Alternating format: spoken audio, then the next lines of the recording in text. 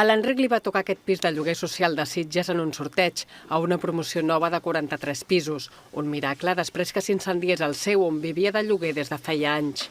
Jo tinc molts amics dels meus fills que s'han tingut que anar a viure a Sant Pere de Ribes o a Vilanova perquè no s'han pogut permetre el luxe de pagar un lloguer en un pis aquí a Sitges. Per pal·liar el problema, l'Ajuntament va cedir el 2020 3 solars municipals a fundacions promotores d'habitatge social perquè fessin obra nova de lloguer.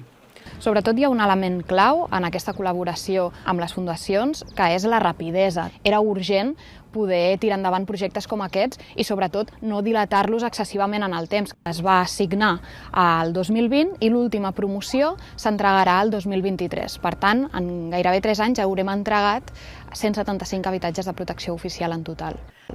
Les fundacions no tenen ànim de lucre.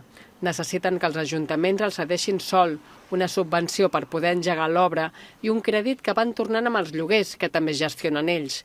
I quan acaben de pagar el préstec, gran part dels beneficis que treuen han d'anar, per llei, a construir més pisos de lloguer social. De moment ja s'han construït 4.000 pisos amb aquesta fórmula a Catalunya.